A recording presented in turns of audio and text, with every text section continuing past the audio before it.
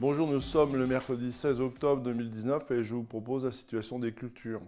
Alors, au niveau des céréales, pour les semis de la dernière décade du mois de septembre, on a déjà 3 feuilles visibles et bien développées sur certains semis.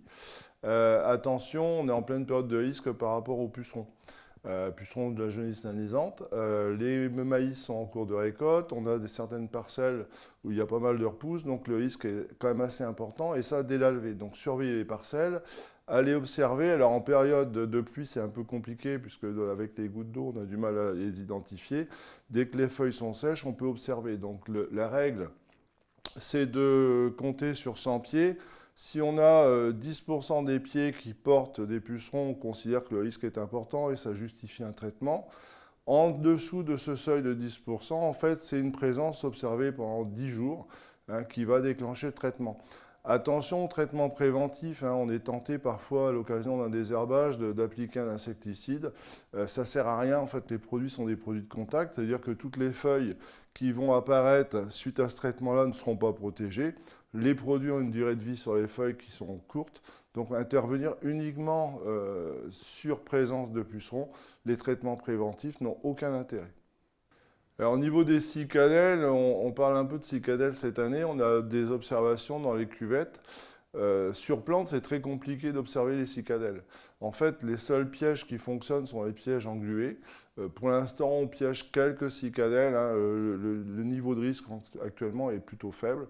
Donc, c'est un insecte sur lequel il faut être vigilant. Mais pour l'instant, il n'y a pas de raison de s'affoler par rapport à ça. Au niveau des limaces, le retour des pluies a réveillé les limaces. Elles sont remontées. On commence à avoir des observations. Donc je vous rappelle le principe, on applique des pièges au sol d'un demi-mètre carré et surtout on ne met pas d'appât sous ces pièges puisque finalement les comptages qu'on fait sont un peu biaisés par le fait d'apporter un aliment qui attire les limaces. On considère aujourd'hui que si on a moins de 50 limaces par mètre carré observées sous ces pièges, le risque est faible, voire moyen, et au-delà de 50 captures, à ce moment-là, on va déclencher une intervention. Ensuite, il y a aussi les dégâts sur plantes qui vont dicter l'attitude à adopter. On va piéger d'abord dans les sols moteux, d'abord sur les précédents plutôt favorables aux limaces comme les colzas. Mais pour l'instant, voilà, on est plutôt dans une situation qui est franche puisqu'on n'a pas de gros dégâts pour l'instant. Quelques observations, mais rien d'inquiétant pour l'instant. Alors au niveau des colzas, cette année la situation est beaucoup plus favorable que l'année dernière. On a des colzas aujourd'hui très développés. Les colzas les plus développés aujourd'hui font 9 feuilles, voire 10 feuilles. Donc ça veut dire que ces colzas-là, le risque altise est écarté, puisque au-delà de 6 feuilles, on considère que le risque altise n'existe plus. Et puis pour les limaces, c'est la même chose. Là où on peut être inquiet, c'est dans les parcelles où on a des ronds qui sont mal levés ou des petits colzas. Donc là, il faut être vigilant sur ces zones-là. On peut éventuellement intervenir uniquement sur ces ronds où jusque 6 feuilles, on peut avoir des dégâts de limaces et puis des dégâts d'altise. On peut encore observer des altises aujourd'hui dans les parcelles.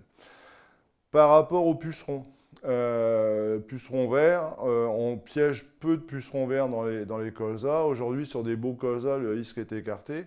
L'activité actuellement est quand même très limitée par rapport aux conditions climatiques. La pluie, on a des vols qui sont perturbés par rapport à ça. Donc pour l'instant, sur les pucerons, il n'y a pas d'affolement à avoir. Aujourd'hui, ces observations pucerons, finalement, elles concernent surtout les variétés qui n'ont aucun gène de résistance aux pucerons. On a des variétés aujourd'hui partiellement résistantes sur lesquelles le risque de virose est extrêmement faible. Voilà. Je vous souhaite une bonne semaine. À la semaine prochaine.